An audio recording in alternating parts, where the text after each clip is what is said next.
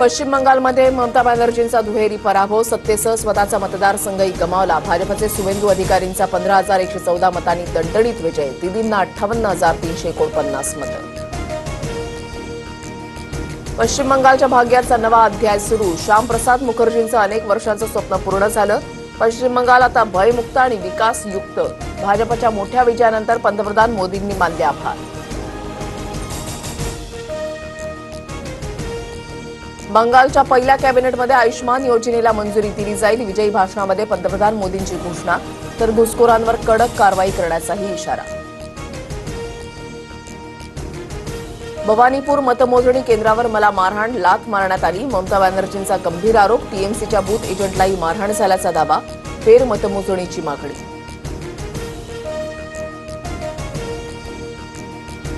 ममता बॅनर्जींना सर्व मुस्लिमांनी मतदान केलं, तर हिंदू, शीख, जैन, बौद्धांनी मला आशीर्वाद दिला. पश्चिम बंगालमधील मोठ्या विजयानंतर भाजपच्या सुवेंदू अधिकारींची प्रतिक्रिया. पश्चिम बंगालमध्ये कमळ फुललं. भाजप 200 पार. ममता बॅनर्जींच्या पक्षाचा पराभव. तृणमूल काँग्रेसच्या वाट्याला फक्त 81 जागा.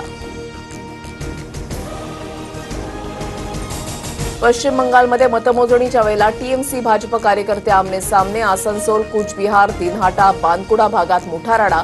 टीएमसी ऑफिसमध्ये तोडफोडीसह जाळपोळ. भाजप कार्यकर्त्यांनी हल्ला केल्याचा आरोप.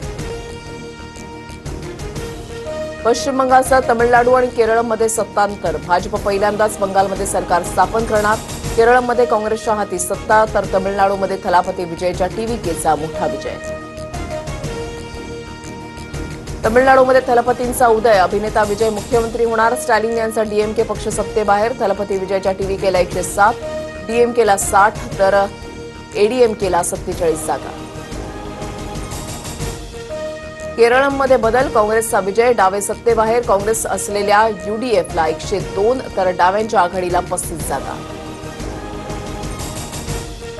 आसाममध्ये भाजपची हॅट्रिक. काँग्रेस पिछाडीवर. 101 जागा मिळवत हेमंत बिस्वा शर्मांनी गड राखला. काँग्रेसच्या वाट्याला 23 जागा. काँग्रेसचे नेते गौरव गोगोई यांचा देखील पराभव. पुदुच्चेरीमध्ये पुन्हा एनडीएची सत्ता येणार. 21 जागांवर आघाडी, तर काँग्रेस आणि डीएमकेच्या आघाडीला 4 जागा. एन रंगास्वामी सलग दुसऱ्यांदा मुख्यमंत्री होणार. पश्चिम बंगालला कुशासनातून बाहेर काढण्याचं काम भाजपनं केलं. बंगाल, आसाम, पुदुच्चेरीमध्ये जनतेनं मोदींवर विश्वास दाखवला. घुसखोरी, दहशतवादी कारवायांपासून भारताला वाचवणारा विजय. मुख्यमंत्री फडणवीसांचं भाष्य. पश्चिम बंगालमध्ये भाजप आणि निवडणूक आयोगाची युती. 92 लाख मतं डिलीट करण्यात आली. बंगालमधील भाजपच्या विजयानंतर संजय राऊतांचा आरोप. भाजपच्या ऐतिहासिक विजयानंतर भाजप कार्यकर्त्यांचा जल्लोष. दिल्लीमध्ये भाजप मुख्यालयाबाहेर एकमेकांना पेढे भरवत आनंदोत्सव, तर बंगालमध्ये झालमुरी वाटत जल्लोष साजरा. देशाच्या राजकारणामध्ये सुनेत्रा पवारांचा नवा रेकॉर्ड. बारामतीमध्ये 2019 मधील दादांच्या मताधिक्यापेक्षा सुनेत्रा पवारांना जास्त मतदान. सुनेत्रा पवारांना 2,18,000 मताधिक्य. बारामतीकरांनी दादांमुळे माझ्यावर विश्वास ठेवून मतदान केलं. आजचा विजय दादांना आदरांजली. विजयाचा गुलाल उधळू नका. उपमुख्यमंत्री सुनेत्रा पवारांचं कार्यकर्त्यांना आवाहन.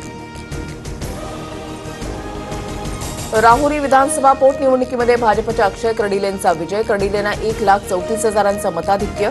राहुरीमध्ये कार्यकर्त्यांकडून जल्लोष साजरा. प्रतिभा साखळकरांची ईडीकडून 8 तास चौकशी. भोंदू खरात प्रकरणामध्ये प्रतिभा साखळकरांच्या खात्यामध्ये 50 लाखांचे व्यवहार. पुन्हा चौकशी होण्याची शक्यता. पालघरमध्ये अघोरी पूजा करण्याच्या बहाण्यानं भोंदूंकडून 13 वर्षीय मुलीवर अत्याचार. कासा पोलीस ठाण्याच्या हद्दीमधील धक्कादायक प्रकार. नराधम भोंदू ताब्यात.